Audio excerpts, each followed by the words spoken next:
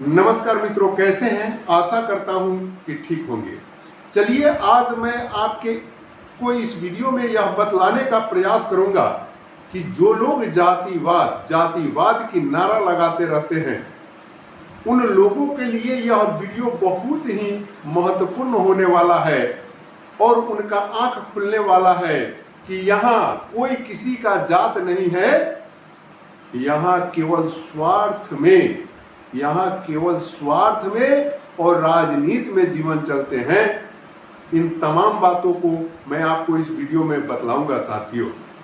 मैं बतला दूं साथियों कि आनंद मोहन जी जो डीएम कृष्णैया हत्याकांड में दोषी करार दिए गए और जेल में बंद थे, 14 वर्षों से ज्यादा समय से वे जेल में बंद थे और उनको नीतीश कुमार जी ने कानून में परिवर्तन करके, कानून में सुधार करके और उनको छुड़ाए हैं।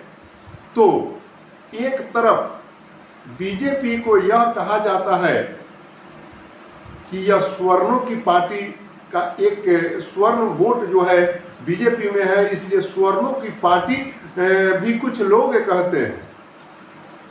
तो जब स्वर्णों की पार्टी बीजेपी है, उस परिस्थिति में आनंद मोहन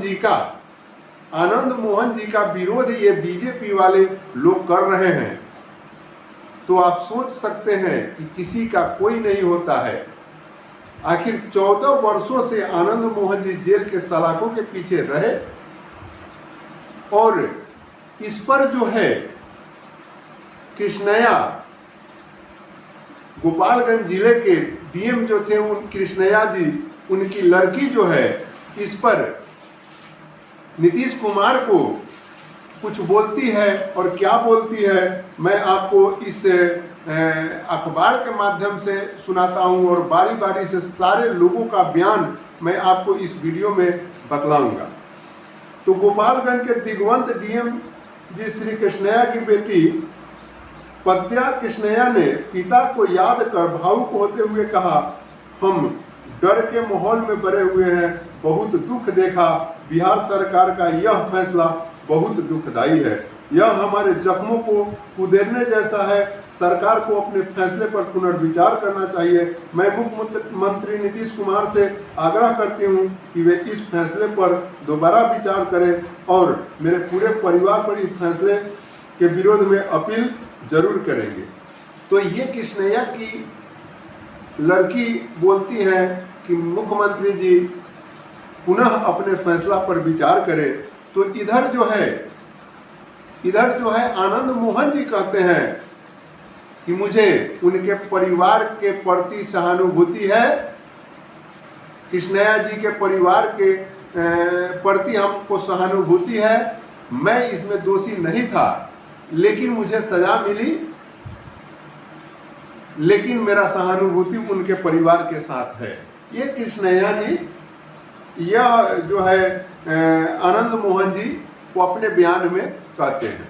तो साथियों, एक तरफ आपको मैं बतला दूं कि नीतीश कुमार जी ने कानून बदल करके, कानून बहुत बड़ी फैसला, ऐसे तो नीतीश कुमार जी बड़े बड़े फैसला लेने के लिए जाने जाते हैं, लेकिन यहाँ पर उन्होंने ध्यान दिए बगैर, वोट का परवाह किए बगैर और आनंद मोहन जी को निकालने का प्रयास किए और निकाले भी।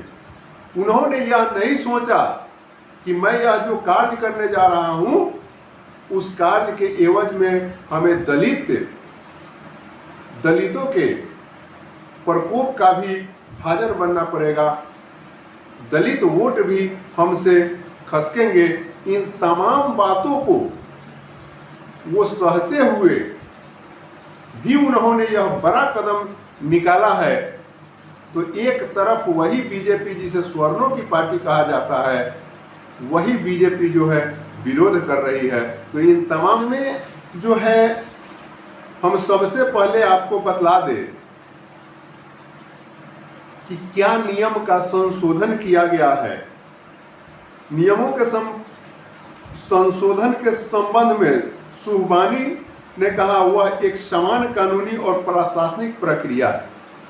सुहबानी जो हमारे मुख्य सचिव हैं, रिहाई के नियमों में संशोधन के संबंध में अमीर सुबहानी ने कहा कि वह एक समान कानूनी और प्रशासनिक प्रक्रिया है। लोक सेवक, सरकारी कर्मचारी और आम नागरिक की हत्या के मामले में अंतर रखना सही नहीं है। तो मैं बतला दूं कि पहले जो कानून था, लोक सेवक और आम आदमी में अंतर रखा जाता था, लेकिन आदरणीय नीतीश कुमार जी ने इस आम आदमी और लोक सेवक के अंतर को खत्म कर दिया है। मात्र इतना ही उसमें सुधार किया गया है। आगे कहते हैं, एक प्रश्न के उत्तर में सुबहानी ने कहा कि नियम के तहत ही प्रोबेशनल अफसर अपराधी के गांव जाकर यह पता लगाते हैं उस कैदी के छूटने से सामाजिक माहौल पर कोई बुरा प्रभाव तो नहीं पड़ेगा। इसका पालन भी आनंद मोहन मामले में किया गया है। जी कृष्णैया की पत्नी और केंद्रीय आईएएस एसोसिएशन द्वारा आनंद मोहन की रिहाई का विरोध किए जाने पर उन्होंने कहा कि किसी भी व्यक्ति या किसी संगठन को मांग रखने का या अपनी बात कहने का पूरा अधिकार है। यह पूछे जाने पर कि जेल में उन पर मोबाइल यूज करने पर बीते वर्ष एफआईआर हुआ था, फिर कैसे रिहा हो गए, तो चीफ सेक्रेटरी ने कहा कि उन्हें उनकी जानकारी नहीं है। आनंद मोहन समय तो इस तरह से सुबहानी जी कह रहे हैं, और यह कह रहे हैं कि 2012 में एक कानून बना था, नहीं, उस कानून में थोड़ा सा सुधार किया गया है, आम आदमी और लोक सेवक के अंतर को समाप्त किया गया है। तो इस पर जो है जो पूर्व प्रतिपक्ष के नेता विजय सिन्हा जी क्या कहते हैं। देखिए, राजनीति में वोट का महत्व हो जाता है और हम लोग जात के फेर में पड़ करके और सही चुनाव नहीं कर पाते हैं। तो अब यह देखिए, यहाँ विजय सिन्हा जी क्या कहते हैं।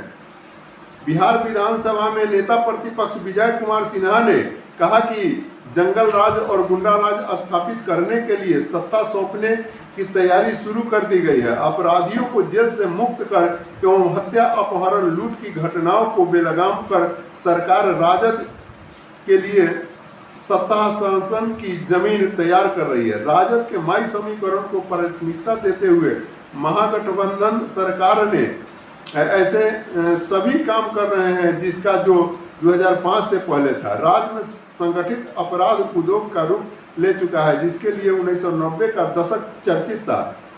सिन्हा ने कहा कि राज्य प्रशासन हतोत्साहित है, अधिकारियों का मनोबल गिरा दिया गया है। सिन्हा ने कहा कि महागठबंधन की सरकार अपराधियों के सक्षम आत्मसमर्पण कर चुकी है। यदि इसमें सुधार नहीं हुआ तो भाजपा अपराध और भ्रष्टाचार के खिलाफ बड़ा आंदोलन शुरू करेगी। तो अब आनंद मोहन जी के रिहाई पर जो है बीजेपी बहुत बड़ी आंदोलन करने के मूड में है। इस पर नेशनल दस्तक वाले जो सोशल मीडिया के बहुत बड़े चैनल है, यूट्यूब पर बहुत बड़ा चैनल है सोशल मीडिया नेशनल दस्तक वाले, उन्होंने भी नीतीश कुमार जी को सीधा परामर्श दिया कि आप जो यह किए हैं, आपके ऊपर आप जो यह किए हैं, यह इतिहास में आपके कीर्तों में एक कल्ला धब्बा होगा और इससे आपको कोई बेनिफिट नहीं होगा। और आपको बेनिफिट तो नहीं ही होगा, लेकिन आपके दलित वोट भी खसकेंगे। तो अब देखना यह है कि आखिर आनंद मोहन जी के पक्ष में नीतीश कुमार का जो कदम बढ़ा, तो उससे नीतीश कुमार जी को कितना फायदा होता है और जो अनुसूचित जाति के लोग में जो आक्रोश है उसमें कितना नुकसान होता है। आप कमेंट सेक्शन में जरूर लिख करके डालिएगा कि आप किस पक्ष में खड़े हैं।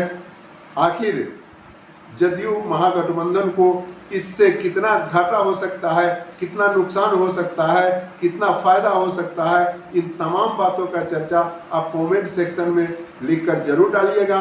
बाकी मिलते हैं अगले वीडियो में, जब तक के लिए इतना ही। जय हिंद।